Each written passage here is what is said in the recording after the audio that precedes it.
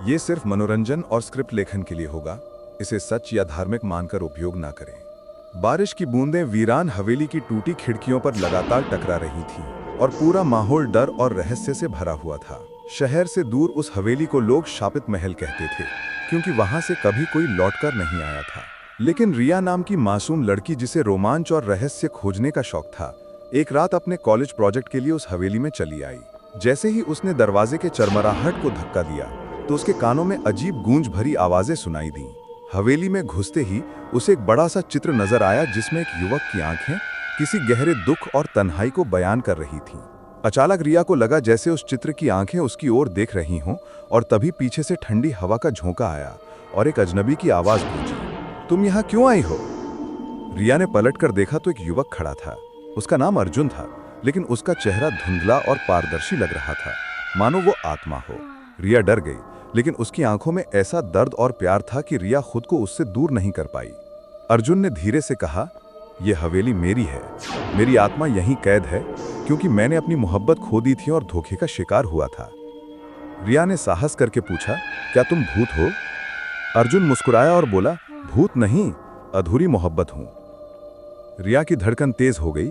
हवेली की दीवारों से आवाजें आने लगीं, सीढ़ियों से किसी के भागने की ध्वनि और दीवारों से खून रिसने लगा।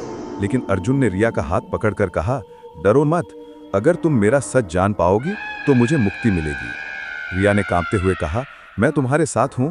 और जैसे ही उसने ये कहा, हवेली की दीवारें कांप उठीं और अचानक एक पुराना दर्पण उनके सामने आ गया।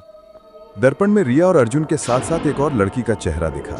वो थी काव्या, अर्जुन की पहली मोहब्बत, जिसे हवेली में जिंदा दफन कर दिया गया था, क्योंकि हवेली के मालिक ने उनकी मोहब्बत को अपशकुन माना था। काव्या की आत्मा बदला चाहती थी और उसने हवेली को श्राप दे दिया था।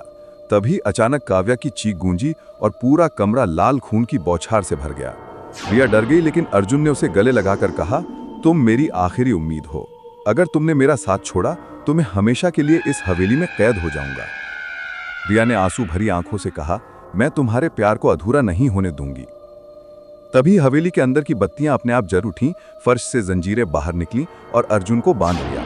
काव्या की आत्मा प्रकट हुई और उसने कहा, तुम्हारा प्यार अधूरा रहना ही तुम्हारी सजा है। लेकिन रिया ने चीखते हुए कहा, नहीं, प्यार अधूरा नहीं होता अगर कोई सच्चा साथी उसे पूरा करने आ जाए। और उसने अर्जुन का हाथ मजबूती से पकड़ लिया।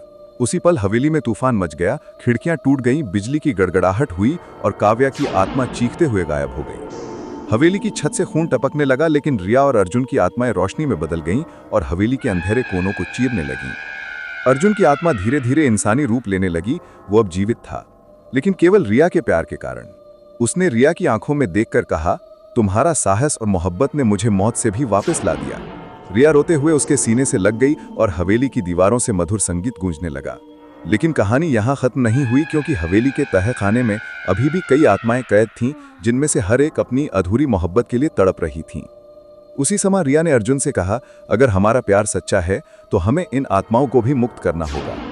अर्जुन ने सिर झुकाकर कहा, हाँ, यही इस हवेली को श्राप से मुक्त करने का एकमात्र तरीका है। और दोनों तहखाने की ओर बढ़े। तहखाने के अंधेरे में अचानक जंजीरों की आवाजें आईं, दीवारों से हाथ बाहर निकलने लगे और चीखें गूंजने लगीं। रिया ने अर्जुन का हाथ कसकर पकड़ा। अर्जुन ने कहा, याद रखना, केवल प्यार और विश्वास ही हमें जीत दिला सकता है। जैसे ही वे तहखाने के केंद्र में पहुंचे, वहां एक बड़ा सा काला पत्थर रखा था, जिसमें हर आत्मा की चीख कैद थी। रिया ने कांपते हुए उस पत्थर को छुआ और कहा, मैं तुम सबको मुक्ति देती हूं। उसी पल हवेली हिल उठी। आत्माओं की परछाइयां आसमान में उड़ने लगीं और एक एक करके गायब हो गईं। लेकिन सबसे आखिर में काव्या की आत्मा सामने आई। उसकी आंखों में अब नफरत नहीं बल्कि सुकून था। उसने अर्जुन की ओर देखकर कहा, तुम्हें तुम्हारा प्यार मिल गया है, अब मैं भी शांति से जा सकती हूँ। और वो रोशनी में विलीन हो गई। हवेली की दीवारें टूटने लगीं, आसमान साफ हो गया और एक नई सुबह का जन्म हुआ। अर्जुन और रिया हवेली से बाहर आए। अर्जुन ने रिया का हाथ पकड़कर कहा, तुम मेरी जिंदगी हो, तुमने मुझे मौत से बचाया है। रिया ने मुस्कुराते हुए कहा, तुम मेरी मोहब्बत हो और अब हम दोनों मिलकर एक नई जिंदगी शुरू करेंगे। और दोनों गले लगकर रो पड़े। हवेली पीछे खामोश खड़ी थी, लेकिन अब वो डरावनी नहीं बल्कि शांत थी। उसकी छाया से अभी भी रहस्य झलकते थे, लेकिन उसका श्राप खत्म हो चुका था। और अर्जुन और रिया का इश्क उस हवेली की सबसे खूबसूरत और डरावनी कहानी बन गया। लोग कहते हैं कि आज भी जब बारिश की बूंदें उस हवेली पर गिरती हैं तो दीवारों से एक मीठा संगीत सुनाई देता है, जो रिया और अर्जुन के अमर प्रेम का दोस्तों, प्रतीक ऐसी ही है खौफनाक और ये और साबित रहस्यमयी करता लव है स्टोरी कि सुनने के सच्चा लिए प्यार हमारे मौत, रूहानी इश्क डर कहानी और चैनल श्राप को अभी सबको हरा सब्सक्राइब सकता करें है। और इस वीडियो को चांदनी लाइक रात करना का बिल्कुल सन्नाटा ना पूरे भूलें। गांव में पसरा हुआ था। दूर जंगल के बीचों बीच एक पुराना शमशान था जहां जाने की हिम्मत